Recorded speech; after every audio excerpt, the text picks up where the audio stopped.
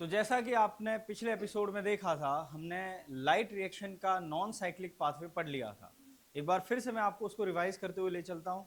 PS2 electron 680 nanometre पे excite होता है, उसकी अपनी पर्टिकुलर वेवलेंथ होती है। हर बंदे की अपनी वेवलेंथ है जिस पे वो एक्साइट होता है, आपको पता ही होगा, राइट। तो यहाँ पर PS2 के एक्साइट होने के लिए कौन सी वेवलेंथ है?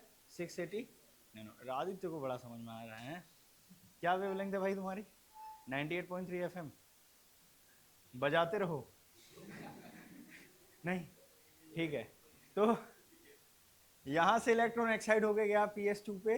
PS2 पे जैसे इलेक्ट्रॉन एक्साइड होके गया वो जाता है प्राइमरी इलेक्ट्रॉन एक्सेप्टर। एनसीईआरटी ने इस भाई साहब को बोला है, किसको बोला है? प्राइमरी इलेक्ट्रॉन एक्सेप्टर, यानी प्राथमिक रूप से सबसे पहली बार इलेक्ट्रॉन कौन एक्सेप्ट कर रहा है PS2 से, है ना? वो एक्साइटेड वाले इलेक्ट्रॉन को कौन कैरी कर रहा है? तो वो है फियोफाइटीन। फिर फियोफाइटीन से प्लास्टोक्विनॉन, फिर प्लास्टो साइटोक्रोम B6F, प्लास्टोसाइनिन, और नीचे अपन जानते हैं कि जैसे इलेक्ट्रॉन एक से दूसरे बंदे में जाता है और वो लोअर एनर्जी लेवल पे, क्योंकि नीचे की तरफ एनर्जी लेवल क्या है आपको मैंने बताया, लोअर एनर्जी लेवल है, ऊपर हायर है, एक्साइट होके ऊपर गया है, फिर जैसे जैसे नीचे आ रहा है थोड़ी थोड़ी सी एनर्जी लूज कर रहा होगा, राइट। यही तो अपन वहां केमिस्ट्री में पढ़ते हैं कि इधर एक्साइटेड इलेक्ट्रॉन जाता है, फिर वापस नीचे ऑर्बिट पे आता है तो कुछ एनर्जी रिलीज करता है। वही चीज यहाँ भी है, तो कुछ एनर्जी थोड़ी सी वेस्ट होगी, क्योंकि 100% एफिशिएंसी ट्रांसफर की वैसे भी अपनी कोई है नहीं एक से दूसरी जगह, होगी ना, पढ़ा है। फिर तो थोड़ी एनर्जी लूज हुई तो ये लोअर एनर्जी लेवल पे, lower energy level, lower energy, अब इतना लो कि अब किसी और, इतना गिर चुका है इलेक्ट्रॉन कि अब नहीं गिर सकता। तो अब यहाँ पे आ गया PS1 में, तो अब इसको एनर्जी मिलेगी तभी ऊपर जा सकता है और फिर गिर पाएगा, वरना अब और गिर नहीं सकता। तो फिर एनर्जी मिली, कितने नैनोमीटर की वेवलेंथ आई? 700। PS1 की डिस्कवरी पहले हुई थी, PS2 की बाद में हुई थी, लेकिन रिएक्शन में सबसे पहले कौन आता? PS2। PS2 ने अपने इलेक्ट्रॉन उछाल उछाल के दे दिए इसको, और इसने उछाल उछाल के दे दिया NADPH को, तो उससे बन गया NADPH2। ये मैंने आपको बताया था। जो रिएक्शन हो रही है इलेक्ट्रॉन एक्साइट होने के बाद, वो हमेशा ग्रेटर रिडक्शन पोटेंशियल की तरफ इलेक्ट्रॉन जा रहे हैं या लोअर एनर्जी लेवल पे जा रहे हैं। तो एनर्जी का लेवल लोअर होता जा रहा है या डाउनहिल है, और रिडक्शन पोटेंशियल के हिसाब से अगर आप डाउनहिल बोलते हो, पर पोटेंशियल के हिसाब से, मैग्नीट्यूड के हिसाब से आप बोलोगे तो हायर रिडक्शन पोटेंशियल की तरफ ही जा रहा है। क्यों? मैंने आपको बताया था कि यहाँ पर बीच में 0 है और नीचे प्लस की वैल्यू है, नीचे प्लस 0.4 हो गया, नीचे प्लस 0.8 हो गया, ऐसा है। इधर माइनस 0.2 है, यहाँ माइनस 0.4 है, यहाँ माइनस 0.6 है, माइनस 0.8 है। तो ये वैल्यू ऊपर की तरफ माइनस में, रिडक्शन पोटेंशियल के सेंस में, एनर्जी नहीं, एनर्जी हायर है, ऊपर की तरफ एनर्जी हायर है और रिडक्शन पोटेंशियल लोअर है।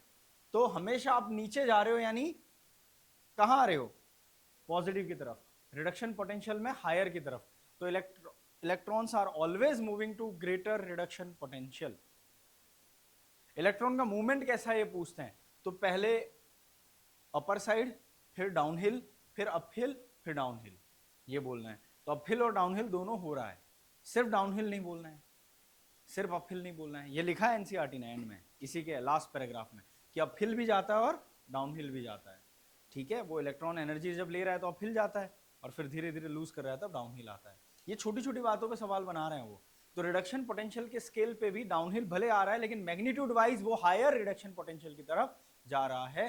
क्योंकि रिडक्शन पोटेंशियल का मतलब क्या है? मैंने बताया था आपको कि एक छोटा बच्चा है, एक उससे बड़ा बच्चा है, एक और बड़ा बच्चा है, एक और बड़ा बच्चा है, बड़े से बड़े की तरफ इलेक्ट्रॉन जा रहा है। क्या जा रहा है? इलेक्ट्रॉन। इलेक्ट्रॉन माना कि एक चॉकलेट है, इस छोटे बच्चे के पास थी, इसके पापा ने दिलाई थी, ये स्कूल गया, इस बड़े बच्चे ने थप्पड़ मार के ले ली, हायर रिडक्शन पोटेंशियल था, ताकत ज्यादा थी इलेक्ट्रॉन छीनने की, उसी को रिडक्शन पोटेंशियल बोलते हैं। किसको बोलते हैं? जहां इलेक्ट्रॉन छीनने की ताकत ज्यादा हो उसको अपन बोलते हैं हायर रिडक्शन पोटेंशियल।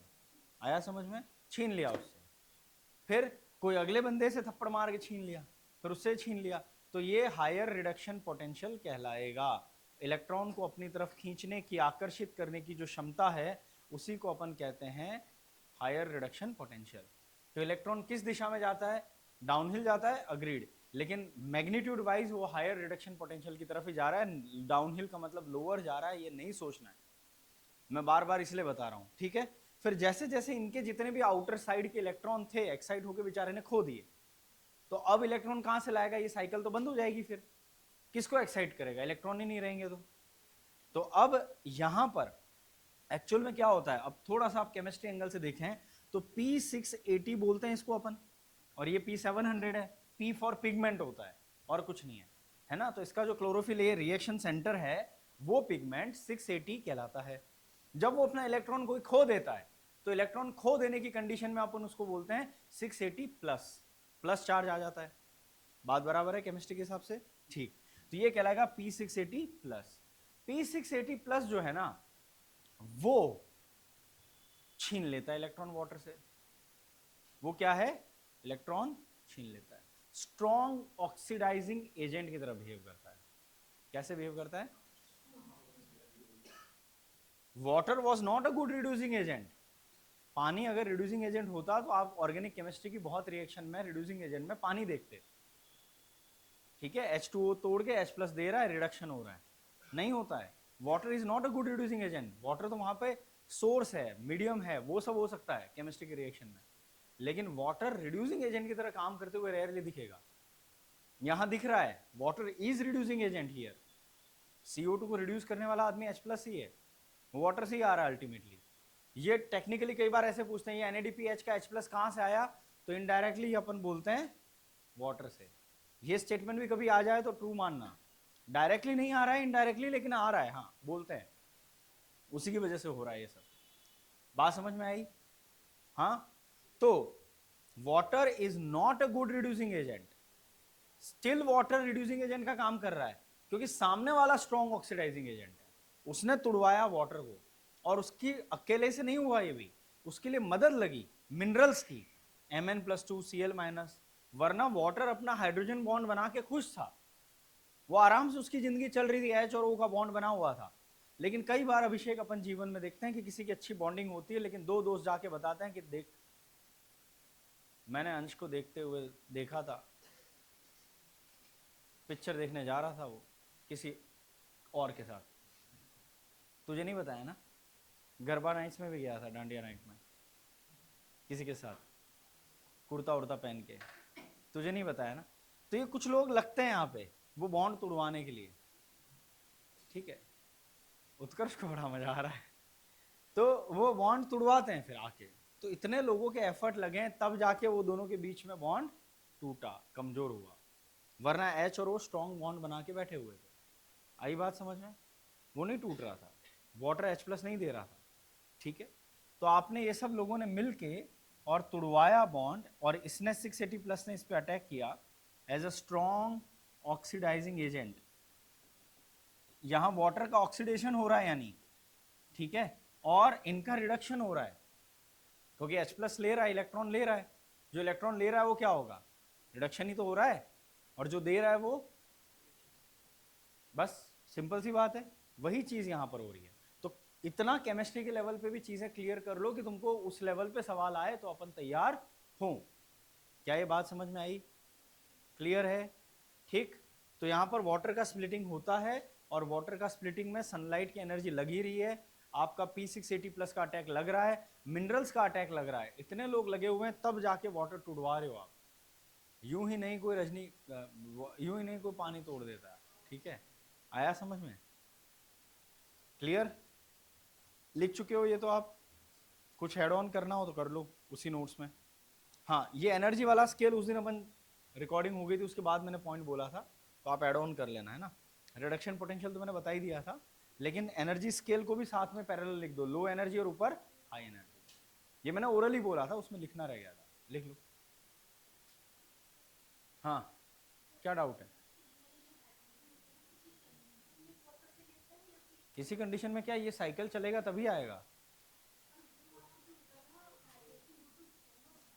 वो ऐसे ही कहा जाएगा, कहा ऐसे जाएगा इनडायरेक्टली।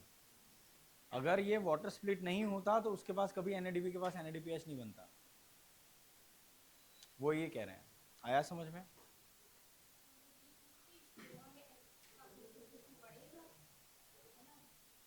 ये ल्यूमेन ऑफ थाइलेकॉइड में H प्लस बढ़ाता है, वो ATP सिंथेसिस के दौरान H प्लस बाहर देगा, वही H प्लस ट्रोमा से वापस आएगा, NADPH बनवाएगा। ये कहानी है पूरी, पर वो अभी केमी ऑस्मोटिक थ्योरी में बताता हूँ, ठीक है। हाँ भाई, किसी को कोई दिक्कत? मिश्रा जी क्लियर है? स्प्राइट की तरह अपने को कहाँ गया वो प्रिंसिपल, क्लियर है? चलो, रेड शिवा, एनर्जी ड्रिंक जैसा नाम लग रहा है, रेड शिवा। लोग पी भी ऐसे रहे, हर हर महादेव। लाल कलर का भी आता है, खून पी रहे ऐसा लग रहा है। एनीवे, किसका बाकी है लिखना? डन? कहाँ है वो अंगद रानियाल?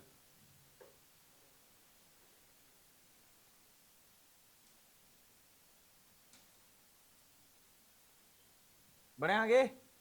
किसी का बाकी है इस टॉपिक में कुछ? नहीं? ठीक है। तो यहां पर आपने इस तरह से NADPH2 बनते हुए देखा। एक पूरा ये इवेंट एक ATP और एक NADPH2 बनवाता है। यही NADPH2 का H+, ये आपका एक्चुअल में वो है, रॉ एनर्जी आपने कंज्यूम कर ली है। ठीक है? नहीं समझा मैं क्या बोला? यहां पर वो रॉ एनर्जी मिल गई है, यही काम आएगी डार्क रिएक्शन में C3 साइकिल में, यही तो काम आएगी। यही ATP का बॉन्ड और वही H+ जो CO2 को रिड्यूस करेगा H+ देके। तो ये NADPH से H+ जो है वो CO2 के रिडक्शन में जाने वाला है। जो आप लिखते हो ना CO2 + H2O gives you glucose plus oxygen. तो ये रहा वो ऑक्सीजन, ये रहा, यहाँ पे वाटर तोड़ के आपने ऑक्सीजन रिलीज करा, इसलिए इसका नाम था ऑक्सीजन इवॉल्विंग या रिलीजिंग कॉम्प्लेक्स, राइट?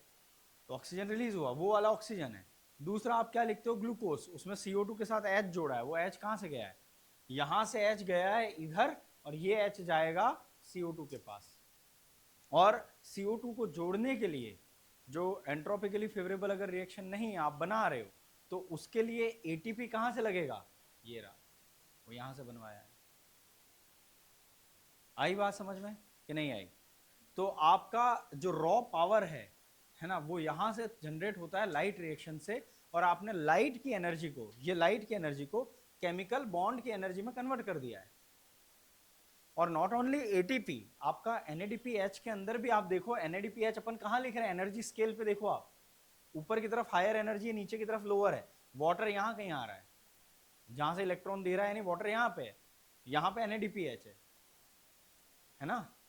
तो बेसिक आपने केमिस्ट्री में पढ़ा होगा सर लोग के साथ कि जो इलेक्ट्रोनेगेटिविटी के डिफरेंस की वजह से जो इलेक्ट्रॉन जहां शेयर होते हैं डेल प्लस डेल माइनस की वजह से, तो उस इलेक्ट्रॉन के अंदर जो एनर्जी है वो वाटर के अंदर कम होगी, NADPH के अंदर ज़्यादा होगी।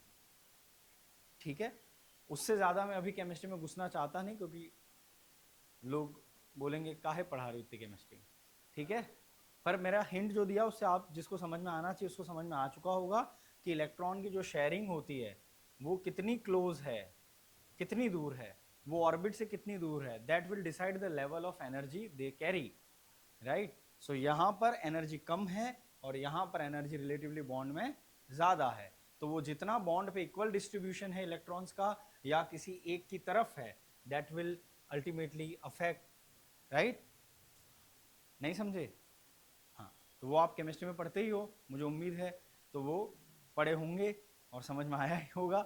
उसी चीज़ को यहाँ पे रिलेट करना है। So technically electrons are at high energy level over here water के कंपेयर में। मैं आपको उस लेवल पे बात बताना चाह रहा हूँ कि एक्चुअल में आपने पानी से इलेक्ट्रॉन तोड़े जो लो एनर्जी लेवल पे थे, उसको एक्साइट करा और उसको हायर एनर्जी लेवल पे रखा है,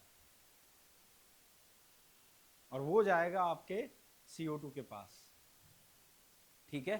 तो वो गेम है पूरा कि आपने लो एनर्जी लेवल के इलेक्ट्रॉन्स लिए, एक्साइट करवाया इस बंदे ने खींच के, और फिर हायर एनर्जी लेवल पे उनको स्टोर करा, ऐसे मॉलिक्यूल में कन्वर्ट कराया जो उसको पकड़ के रख पाए रिडक्शन सेल की रिडक्शन पावर की तरह, और फिर वो रिड्यूस करे किसी को, वो हाई एनर्जी के इलेक्ट्रॉन दे ताकि वो हाई एनर्जी का कंपाउंड बने और उसमें आपका एनर्जी स्टोर हो, और जब आप तोड़ो फिर वो आपको एनर्जी कहीं ना कहीं मिले। आई बात समझ में? ठीक है, आगे बढ़ते हैं। FNR, इसकी फुल फॉर्म लिखवाई थी मैंने, फेराडॉक्सिन NADP रिडक्टेस, पिछली क्लास में। इन सब की फुल फॉर्म लिखवा चुका हूं मैं, है ना, पिछली क्लास में। चलो, तो ये तो हुआ आपका कौन सा साइकिल? Non cyclic. एक आता है साइक्लिक पाथवे। साइक्लिक पाथवे में क्या होता है? किसको याद है?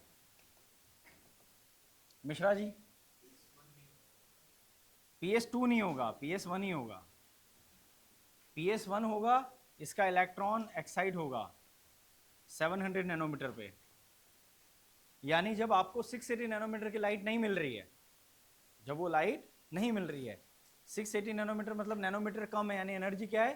ज्यादा है ना। तो ज्यादा एनर्जी वाली लाइट नहीं आ रही है, माना कि जैसे शाम का समय है, इंटेंसिटी नहीं है उतनी एनर्जी की लाइट की, या अर्ली मॉर्निंग वाला टाइम है, धूप वाला टाइम नहीं है, गर्मी वाला नहीं है, थोड़ा सा शाम या सुबह वाला टाइम है, तब जब एनर्जी कम है वेवलेंथ में, है ना, यानी लॉन्गर वेवलेंथ आ रही है, राइट।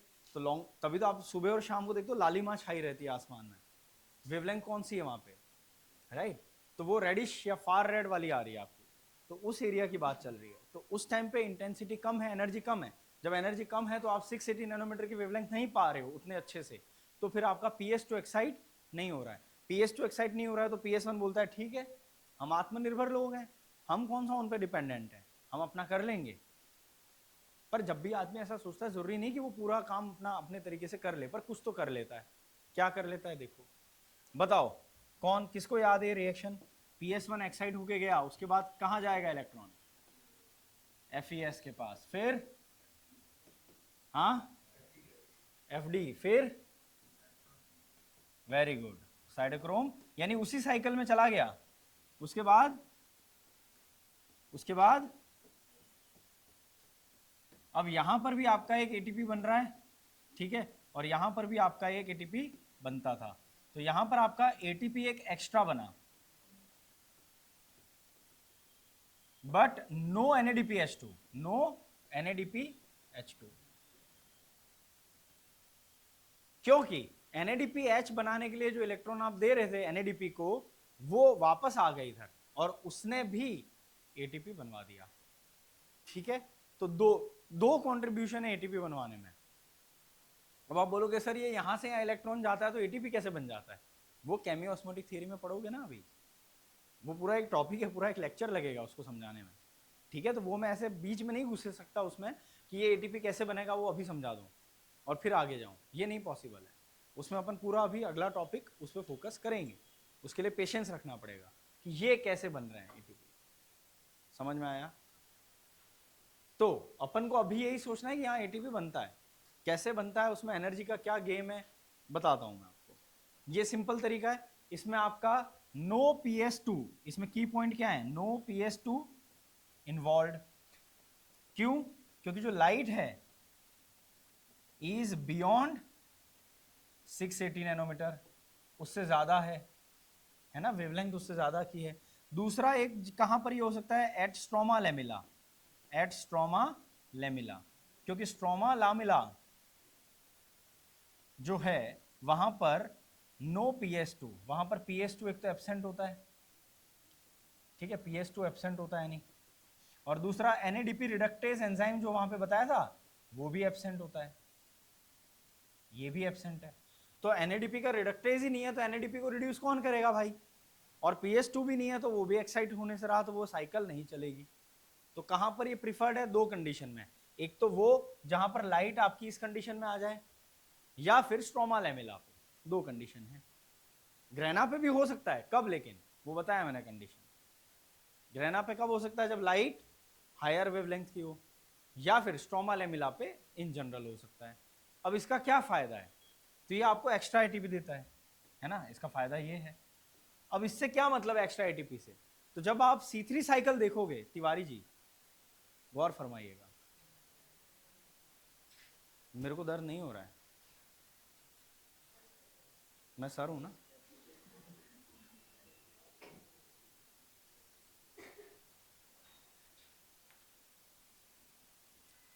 हम भी तो मूड खराब कर सकते हैं ऐसे घटिया जोक मार के, तुम ही हेड डाउन करके थोड़ी ना कर सकते हो। हाँ, तो मैं क्या कह रहा था कि आपका यहां पर ATP जो है, अगर आप C3 साइकिल देखोगे तो एक ग्लूकोज बनाने में कितना ATP लगता है, याद है किसी को? नहीं तो मैं पढ़ाऊंगा, नहीं याद है कोई बात नहीं, मैं पढ़ाऊंगा अभी अगली क्लास में। 18 ATP, और NADPH2 12, वेरी गुड। तो यहां पर 6 एक्स्ट्रा ATP चाहिए, 1:1 रेशो नहीं है ना। अगर 1:1 ले लो तो 6 एक्स्ट्रा एटीपी चाहिए कि नहीं चाहिए? खाली एटीपी, एनएडीपीएच एक्स्ट्रा नहीं चाहिए। वो 6 एक्स्ट्रा एटीपी कहां से मिल जाएंगे? इस साइकिल से। इस साइकिल का पर्पस रिलेट हुआ, लिखा है एनसीईआरटी ने ये, एसर्शन रीजन में पूछते हैं ये हमारे जैसे लोग कि साइक्लिक पाथवे आपका एनएडीपीएच नहीं देता, तो फिर ये पैदा क्यों हुआ रे? क्यों पैदा हुआ? क्योंकि वो जो एक्स्ट्रा एटीपी चाहिए, प्योरली एटीपी, क्योंकि आप जब भी ये साइकिल कराओगे ये तो आपको 1:1 में दे रहा था, जेड स्कीम तो 1:1 रेशो में एटीपी एनएडीपीएच दे रहा था ना। तो जो एक्स्ट्रा एटीपी चाहिए वो कहां से लाओगे? तो एक्स्ट्रा एटीपी जो चाहिए हर ग्लूकोज बनाने में, उसमें आपको एक ऐसा पाथवे भी चाहिए सेल में जो सिर्फ एटीपी बना बना के दे दे, ताकि आपका जो ये एक्स्ट्रा एटीपी का खर्चा है वो वहां से रिकवर हो जाए। आई बात समझ में? आई बात समझ में? तो इसका पर्पस भी लिखा है एनसीईआरटी ने। तो ये जो 6 एक्स्ट्रा एटीपी है वो कहां से आ रहे हैं? From cyclic pathway. इसका नाम साइक्लिक क्यों रखा है?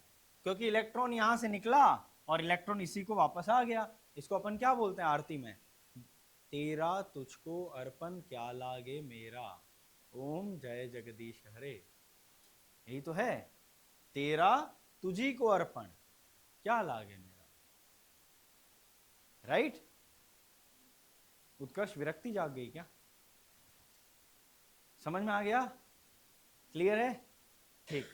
तो ये साइकिल में नाम वही है, देखो बस एफडी के बाद वहां एनएडीपी के पास जा रहा था ना। आपने एफडी के बाद पता है यहाँ पे जो B6 था फिर पीसी था, उसी को दे दिया है ऐसे। बात एक ही है ना। वो जो नॉन साइक्लिक वाले पाथवे में B6 फिर पीसी फिर ऐसे आ रहा था, आपने उन्हीं लोग को दे दिया बीच में से। क्यों? क्योंकि उनका रिडक्शन पोटेंशियल इससे नीचे का है, यानी हायर है, नीचे वाला हायर है ना, तो वो खींच सकते हैं। तो आप बोलोगे सर B6F यानी खाली प्लास्टोक्विनोन से लें, ऐसा जरूरी नहीं है, वो इधर से भी खींच सकते थे एफडी से। जी हाँ, आया समझ में? ये तो हैं वही लोग ये जो यहाँ पे साइकिल में थे। आपने बस इस एरो को इधर कनेक्ट करके ऐसे ले आओ तो भी बात वही है। ये अपन ने थोड़ा सिंप्लीफाइड वे में लिखा है।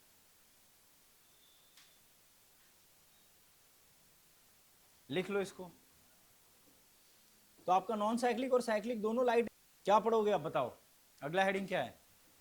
लाइट रिएक्शन के बाद वाटर स्प्लिटिंग पढ़ा दिया। हाँ, केमियोस्मोटिक ना, ठीक है। केमियोस्मोटिक थियरी पे चलते हैं, यानी एटीपी सिंथेसिस अभी जो हो रहा था और आपको लगा होगा डायरेक्ट एटीपी कैसे दिखा रहा है आदमी, वो बताता हूं। केमियोस्मोटिक हाइपोथेसिस ये दी थी पीटर मिशेल ने। किसने दी थी?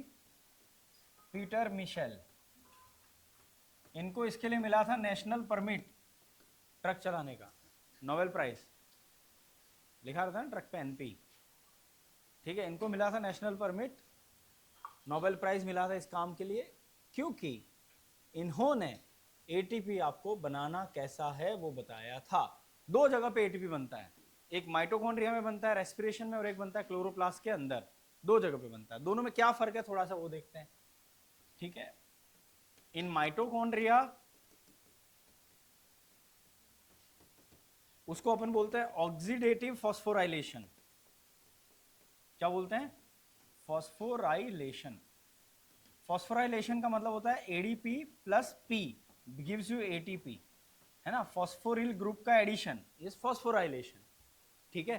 तो आपने फॉस्फेट को ऐड किया एडीपी पे और एटीपी बनाया, दैट इज फॉस्फोराइलेशन। अगर वो लगातार ऑक्सीडेशन रिडक्शन की वजह से हो, लगातार ऑक्सीडेशन रिडक्शन की वजह से हो, तो आप उसे कहेंगे ऑक्सीडेटिव फॉस्फोराइलेशन, जो आपका कॉम्प्लेक्स 1, 2, 3, 4 के थ्रू होता है रेस्पिरेशन में। अगले चैप्टर में पढ़ेंगे, बहुत जल्द आ रहा है ना, अगले वीक के बाद आ रहा है। और दूसरी साइड पे क्लोरोप्लास्ट,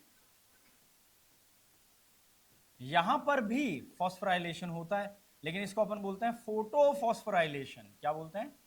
फोटोफॉस्फोराइलेशन।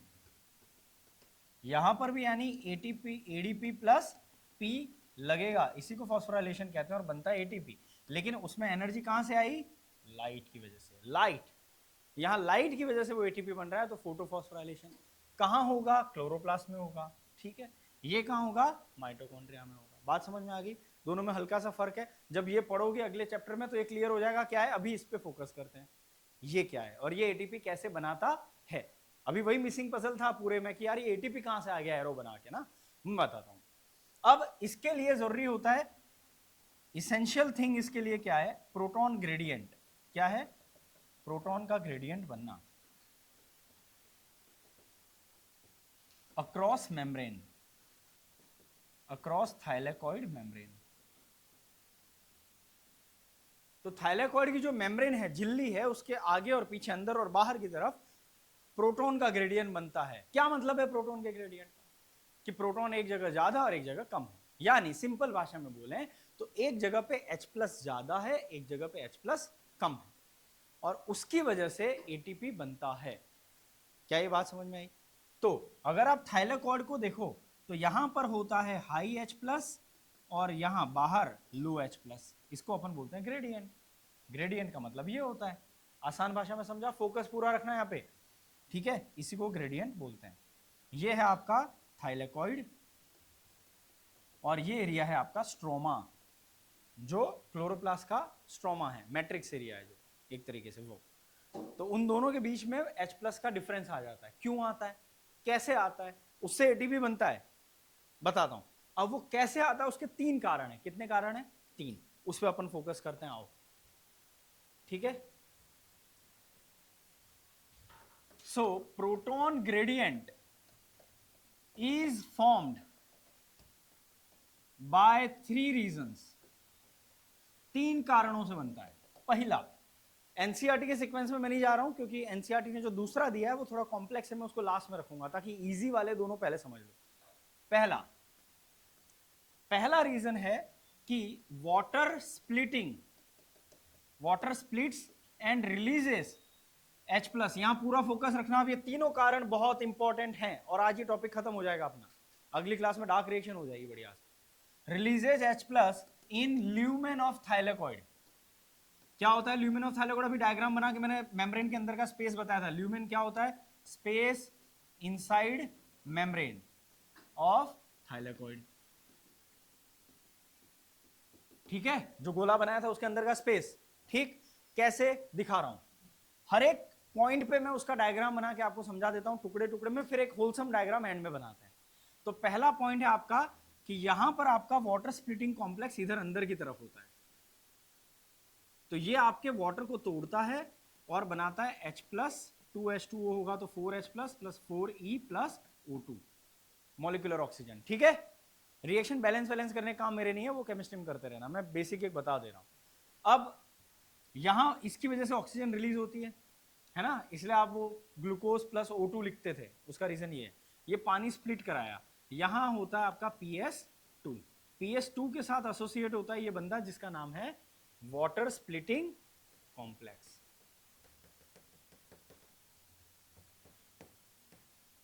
आया समझ में कि नहीं, वाटर स्प्लिटिंग कॉम्प्लेक्स आपका एसोसिएट होता है यहां पर, ठीक, बात समझ में आ गई, ओके। अब रही बात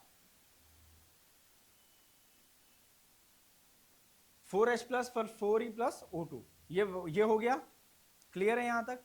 अब इसकी वजह से यहां अंदर H प्लस इकट्ठा होगा कि नहीं होगा, ये एरिया स्ट्रोमा है, यहां तो कोई H प्लस आ नहीं रहा है, लेकिन ये आपका ल्यूमेन है, यहां पर तो H प्लस हाई है कि नहीं।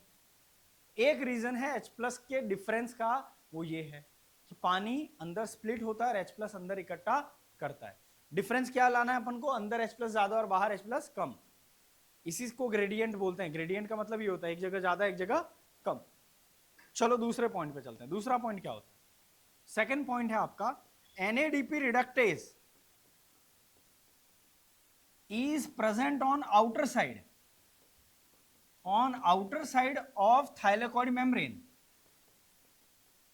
तो थाइलेकॉइड की मेम्ब्रेन के बाहर की तरफ होता है और वो क्या करता है, इट यूजेस स्ट्रोमा का H plus, stromal H plus, वो भी फ्री वाले stromal free H plus, and joins them, किससे ज्वाइन कराते हैं वो, to NADP। and form NADPH2. So free H plus concentration reduces in stroma. Stroma का H plus कम हो गया, free H plus, free bound H plus से तो कोई मतलब ही नहीं है, फ्री H प्लस ही तो pH को और उसको डिटरमाइन करेगा. सो अल्टीमेटली हम ये कह रहे हैं कि यहां पर आपका प्रेजेंट होता है वो भाई साहब NADP रिडक्टेस, ये रहा, ठीक है, ये है आपका NADP रिडक्टेस.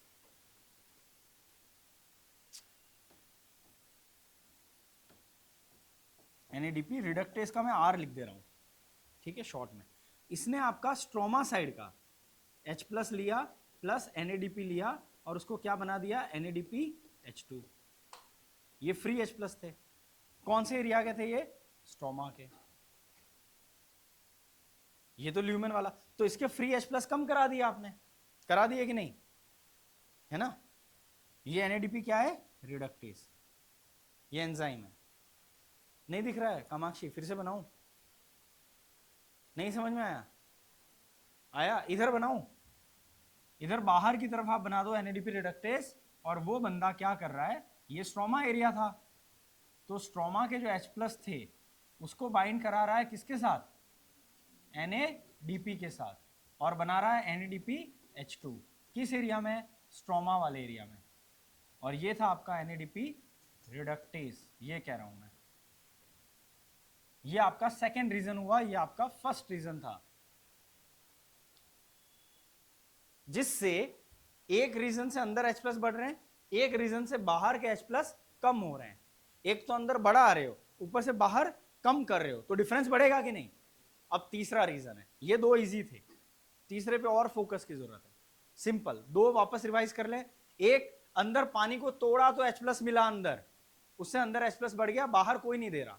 दूसरा, बाहर वाले के बेचारे के एक तो कोई दे नहीं रहा, ऊपर से जो H प्लस थे उसको भी चिपका दिया NADP पे रिडक्टेज ने, और वो बाहर की तरफ लगा होता है. उसकी लोकेशन ही ऐसी है, उसका आर्किटेक्चर ही ऐसा है, जैसे इसका आर्किटेक्चर है, ये अंदर की तरफ है इसकी लोकेशन, इसलिए अंदर ही रिलीज करेगा H प्लस. ये बाहर के H प्लस बाइंड करा दिया. आया बात समझ में.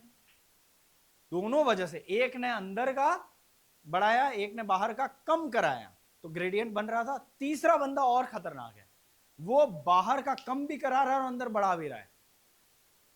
क्या आदमी है वो, बाहर का कम भी करा रहा है और अंदर का बढ़ा भी रहा है. इससे सबसे सिग्निफिकेंट वो है. चलो देखते हैं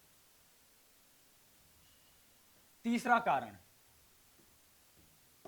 नाउ जैसे ही आपका PS2 से इलेक्ट्रॉन जाते हैं प्राइमरी इलेक्ट्रॉन एक्सेप्टर के पास, ठीक है, जिसका नाम है आपका फियोफाइटीन. एनसीईआरटी ने नाम नहीं दिए ढंग से. दिक्कत यह है, लैंग्वेज इनडायरेक्ट वे में बहुव्रीहि समास के थ्रू दिखी है कि वह जो कि पहला इलेक्ट्रॉन एक्सेप्टर है वो आगे किसी को देता है जो कि इलेक्ट्रॉन कैरियर के बजाय प्रोटॉन का पंप है, और वो प्रोटॉन को बाहर से लेके अंदर की तरफ फेंक देता है. जब वो अंदर की तरफ इलेक्ट्रॉन कैरियर को दे रहा होता है, उस दौरान H प्लस को अंदर फेंक, कितनी मतलब क्यों 11वीं के बच्चे को ये चीज समझा रहे हो आप. बायोलॉजी के अंदर इतनी केमिस्ट्री, उसमें इतनी कंट्रोवर्सी, जहां पे एक जगह तुम सवाल पूछते हो कि प्लास्टोक्विनोन मोबाइल इलेक्ट्रॉन कैरियर है कि नहीं है, तो आंसर आता है हाँ. वहां आप प्लास्टोक्विनोन को मोबाइल इलेक्ट्रॉन कैरियर बोलते हो, यहां थियरी में बोलते हो instead of electron carrier proton carrier को दिया जाता है. अब बच्चा कंफ्यूज, आपने वहां मोबाइल इलेक्ट्रॉन कैरियर बोला प्लास्टोक्विनोन को, यहां आप उसको इंस्टेड ऑफ इलेक्ट्रॉन कैरियर, यानी वो इलेक्ट्रॉन कैरियर नहीं है, तो मोबाइल. बात समझ में आई. तो ये है हमारी एनसीईआरटी के जलवे. तो कोई बात नहीं, अपन ट्राई करते हैं इसको समझने की. तो फोकस करना है, ये वाली लैंग्वेज गड़बड़ है. तो PS2 प्राइमरी इलेक्ट्रॉन एक्सेप्टर को देता है, जो कि कहां पर होता है, outer side of thylakoid membrane. ये भाई साहब अपना इलेक्ट्रॉन, दे पास इलेक्ट्रॉन, अब ये क्या कह रहे हैं, they pass electron to proton carrier instead of electron carrier. किसको दे रहे हैं, प्रोटॉन कैरियर को. वैसे लूजली इसको इलेक्ट्रॉन कैरियर बोला जा सकता है, ठीक है, छोड़ दो उस बात को. तो instead of electron carrier they give it to proton carrier, ठीक है. और इनफैक्ट वो प्रोटॉन का पंप है. क्या है वो, जे आदमी कौन है पता है, दैट इज, मैं लिख भी रहा हूं, दैट इज प्लास्टोक्विनोन। तो ये देते हैं प्लास्टोक्विनोन को। Now this guy is proton carrier और proton pump, and while passing electron to, while passing, NCERT कहता है electron to electron carriers located towards inner side of the membrane, towards inner side of the membrane, यानी thylakoid की membrane की बात चल रही है, inner side of thylakoid membrane, ठीक है, they pump H plus inside lumen, ठीक है। अब ये कौन है, electron career which are located towards inner side of membrane, ये है साइटोक्रोम B6F की बात चल रही है। मैं एक एक बंदे को डिनोट कर रहा हूं कि एनसीईआरटी ने इनडायरेक्ट वे में इसके बारे में लिखा वो कौन है, ताकि आप रिलेट कर लो, क्योंकि अपन को साइकिल याद होती है तो अपन रिलेट कर लेंगे, अच्छा ये फिर यहां जा रहा है, ऐसा कह रहा है, ओके, उस दौरान इसने H प्लस अंदर फेंक दिया, ओके, अब बात समझ में आ रही है। आया समझ में? मैं बार बार वर्ड यूज कर रहा हूं यहां पर, प्रोटॉन पंप प्लास्टोक्विनोन के लिए, मजे की बात है। पंप का मतलब है आप against the concentration gradient H plus को फेंक रहे हो, ध्यान दीजिएगा। यानी अब मैं वापस इसी चीज को दोहराता हूं डायग्राम के थ्रू, यही थ्योरी को, घटिया सी थ्योरी को अपन डायग्राम के थ्रू समझते हैं, वापस फोकस करना। क्या है कि PS2 था, उसने इलेक्ट्रॉन ट्रांसफर करा किसको, फियोफाइटीन को, जो कि आपका प्राइमरी इलेक्ट्रॉन एक्सेप्टर था, यही लिखा है उन्होंने, थोड़ा बाहर की तरफ है, देखो मैंने थोड़ा बाहर की तरफ दिखाया। अब ये एक ऐसे बंदे को देता है जिसका नाम है प्लास्टोक्विनोन, और वो ऐसा आपका पंप की तरह है, ठीक है, और वो इलेक्ट्रॉन को ले जाते टाइम आगे देता है B6F को, किसको देता है, B6F को, और वो यहां से आप देखना ऐसे जा रहा है, और वो आपका उसी दौरान इलेक्ट्रॉन्स को ट्रांसफर करा रहा है, उसी दौरान यहां पर H प्लस भी पंप कर देता है। ये अपना यहां से इलेक्ट्रॉन B6 से इलेक्ट्रॉन F, आगे जाके प्लास्टोसाइनिन वो चल रहा है, ठीक है, प्लास्टोसाइनिन थोड़ा अंदर की तरफ है, सॉरी, ऐसा, ठीक है, वो चल रहा है। लेकिन ये क्या कह रहे हैं कि ये सब चलने दो, लेकिन उसके दौरान इस भाई साहब ने चुपके से यहां से H प्लस लिए और अंदर फेंक दिए। किसके लिए पता है, बेचारे स्ट्रोमा के लिए, 2 H प्लस लिए, क्योंकि 2 इलेक्ट्रॉन जा रहे थे, तो 2 H प्लस लिए और 2 H प्लस कहां फेंक दिए, अंदर। अब अंदर ऑलरेडी अपन को पता है कि वाटर स्प्लिट होने की वजह से H प्लस हाई था, और फिर भी अंदर फेंक रहे हो, तो हायर कंसंट्रेशन की तरफ फेंक रहे हो कि नहीं, यानी ये क्या हुआ, एक्टिव ट्रांसपोर्ट। एटीपी खर्च हो रहा होगा कि एटीपी बनेगा, अपन तो बनाने वाले थे यार, एटीपी खर्च कर रहे हो तो एटीपी बन कैसे रखता है। यहां पर पंप वर्ड यूज कर रहे हो, यानी एनर्जी लग रही है ना, ये पंप है। आप देखो ध्यान से, एनसीईआरटी की लैंग्वेज पढ़ना, उन्होंने बोला है for this reaction what we require is a membrane, selectively permeable membrane, a proton pump, proton gradient, and then a ATP synthase. ATP synthase को तो उन्होंने फैसिलिटेटेड डिफ्यूजन बोला है, वो पंप नहीं हो सकता, डिफ्यूजन वर्ड हो रहा है, फैसिलिटेटेड, यानी हाई से लो कंसंट्रेशन जा रहा है वो तो पंप कौन हुआ, पीक्यू। अगर वो पंप है तो पंप को एटीपी खर्च किए बिना एनर्जी कहां से मिल रही है, आप तो एटीपी बनाने की बात कर रहे हो, इलेक्ट्रॉन से, इलेक्ट्रॉन को एनर्जी कहां से मिल रही है, सनलाइट से। कनेक्ट द डॉट्स, अब मजा आएगा आपको, अगर आप फोकस कर रहे थे तो। बताता हूं,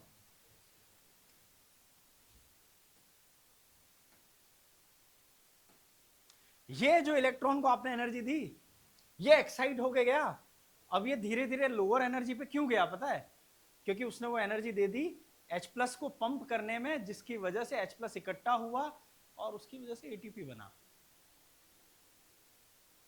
कहा था ना, समझ में आएगा पूरा, शांति रखो और मेंटली प्रेजेंट रहना पड़ेगा। अब ये एटीपी एक लाइन में कैसे बन गया, उसका कनेक्शन क्या है, इसीलिए एनर्जी, अब इलेक्ट्रॉन कहां जा रहा है, नीचे धीरे धीरे, कहां लूज हो रही है एनर्जी, मेजर एनर्जी वो यहां ड्रॉप करता है ताकि वो पंप कर पाए। तो इलेक्ट्रॉन की एनर्जी इस्तेमाल करके प्रोटॉन पंप प्लास्टोक्विनोन ने H प्लस को अंदर भर दिया। इलेक्ट्रॉन की एनर्जी कहां से आई थी, कहां से एक्साइट हुआ था, यहीं से एक्साइट हुआ था, सनलाइट से। यानी सनलाइट की एनर्जी की वजह से H+ को पंप कर पाए, सनलाइट की एनर्जी की वजह से H+ को पंप कर पाए, जिससे एटीपी बना। तभी तो आप कह रहे हो रेडिएशन की एनर्जी जो थी या लाइट एनर्जी थी, वो हमने केमिकल के बॉन्ड की एनर्जी में परिवर्तित करी है लाइट रिएक्शन में। It's all connected. आया समझ में? मजा आया? ऐसे कौन बताता मजा आया होता? गुड। तो मैं जितना सिंप्लीफाई कर सकता हूं, जितना क्लैरिफाई कर सकता हूं, वो कर रहा हूं। तो वापस लेके आ रहा हूं, वापस से वो लाइन, PS2 से इलेक्ट्रॉन जाता है प्राइमरी इलेक्ट्रॉन एक्सेप्टर, जिसका नाम क्या दिया है, क्लियर थियरी में भी लिखवा रहा हूं। कौन है वो? फियोफाइटीन। थोड़ा बाहर की तरफ होता है कह रहे हैं। वो अब इलेक्ट्रॉन देता है ऐसे बंदे को जिसका नाम है प्रोटॉन कैरियर या प्रोटॉन पंप।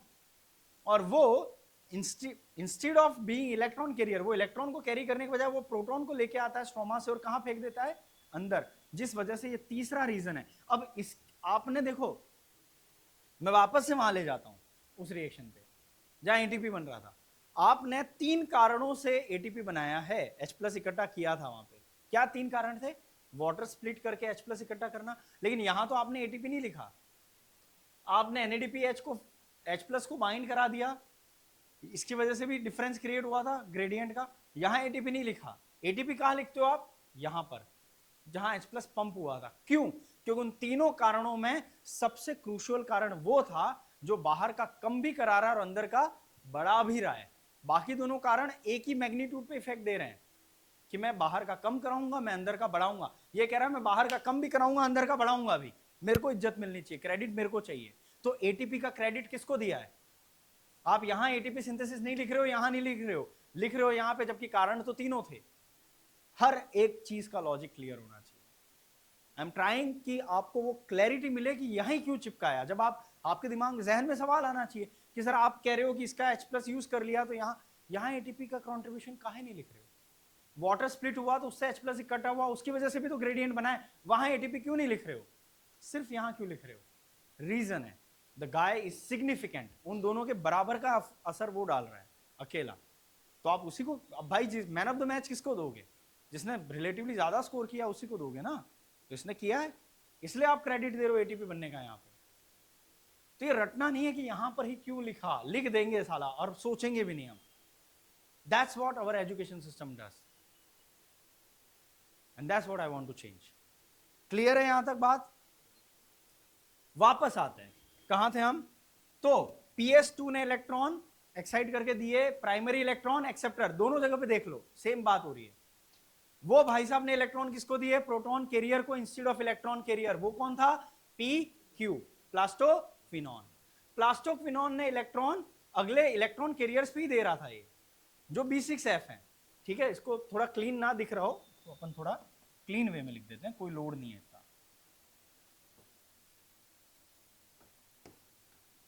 ये B6 और F ऐसा बनाओ और इधर से H+ को इधर फेंक दो, ठीक है? और इधर से इलेक्ट्रॉन्स जा रहे हैं, एक अलग कलर में दिखा दो। ये है कहानी। आया समझ में? अब आपका इसने, ये है आपका प्रोटॉन पंप। तो PQ is proton pump,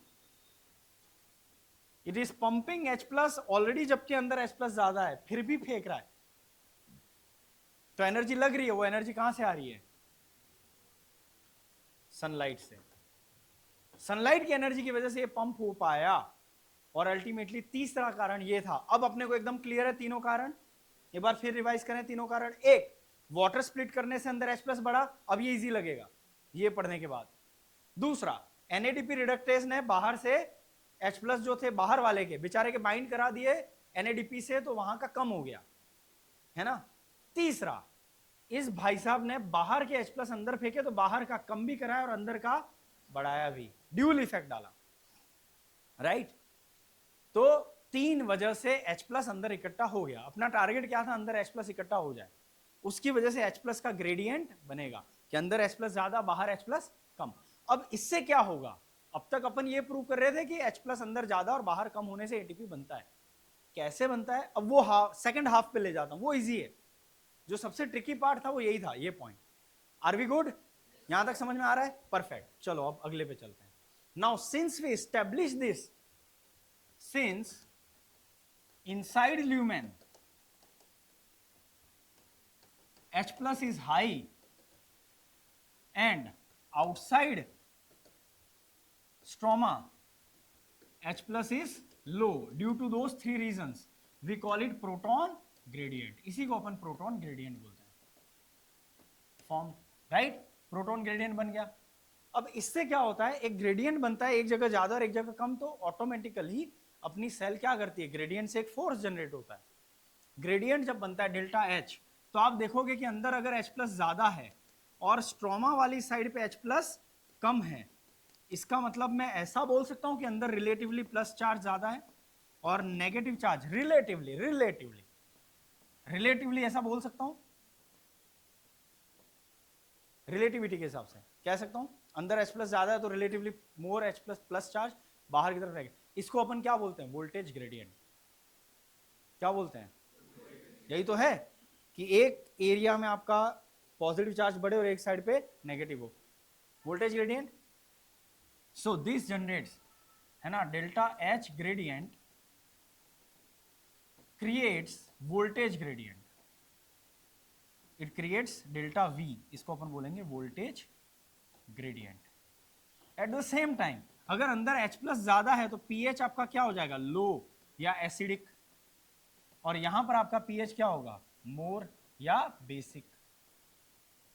relatively, again ये भी रिलेटिव है कि नहीं, तो क्या यहां पर क्रिएट्स डेल्टा V या डेल्टा साई भी बोल सकते हो उसको, plus delta pH।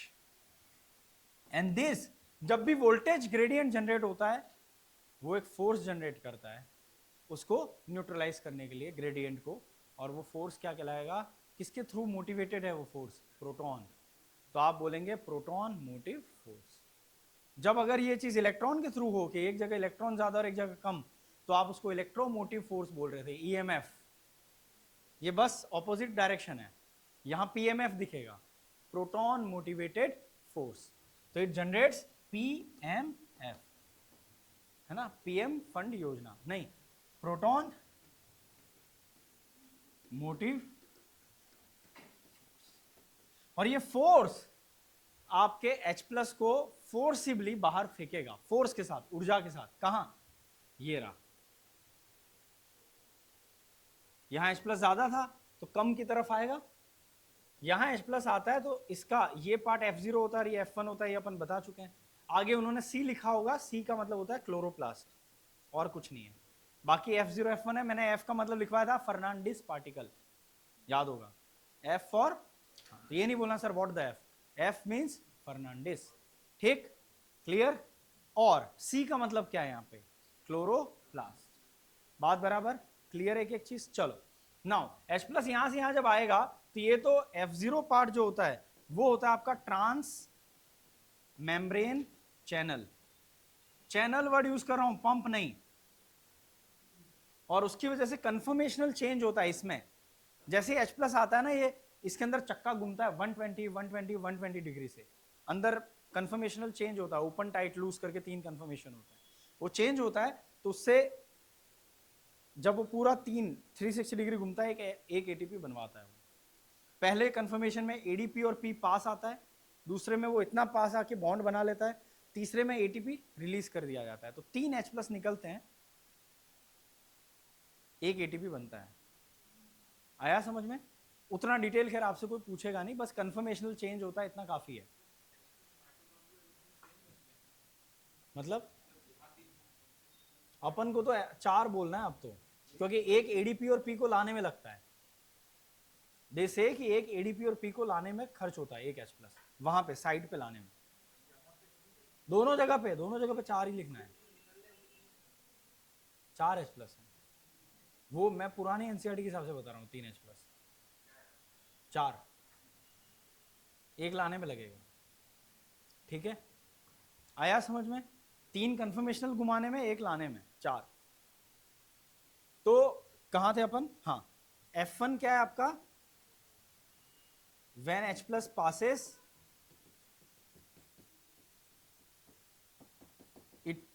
It's confirmation change, its confirmation changes, इसके अंदर शेप में चेंज आता है एंड फॉर्म्स ATP कितने पे 4H प्लस पे, लिख लो यहीं पे। आया बात समझ में? तो जब ये 4H प्लस यहां से बाहर आएंगे ये आपको बना के दे देगा ATP स्ट्रोमा में, ADP प्लस P को मिला के ATP। आई बात समझ में? तो एक बार आपका H प्लस, वापस रिवाइज कर रहा हूं पूरा बात, एक बार अंदर H प्लस ज्यादा हो गया और बाहर H प्लस कम हुआ, उससे क्या होगा, ग्रेडियंट बनेगा, उससे pH का डिफरेंस आया और वोल्टेज का ग्रेडियंट बना, अंदर प्लस चार्ज बाहर माइनस चार्ज, तो वोल्टेज का और pH का ग्रेडियंट एक फोर्स बनाता है, और वो फोर्स का आधार क्या है, मोटिवेशन क्या है, H प्लस, तो इसको हमने क्या नाम दिया है, प्रोटॉन मोटिवेटेड फोर्स। वो फोर्स इसको फोर्स से बाहर भेजेगा, जब इसको भेजेगा तो इसमें चेंज आएगा, चक्का घूमेगा, टरबाइन घूमेगी जब जा रहा होता है, ठीक है, तो टक टक टक टक टक टक टक टक, कन्फर्मेशनल चेंज का मतलब ये है, ये घूमते रहेगा अंदर, ठीक है, और उसकी वजह से ATP बनता जाएगा, ठीक है, आया समझ में? कितना H plus, 4H plus 1 ATP, बात समझ में आ गई? हो गया ATP सिंथेसिस खत्म, लिख लो। कहां से बाकी लिखना, यहीं से ना, यहां से, हाँ ठीक है लिख लो।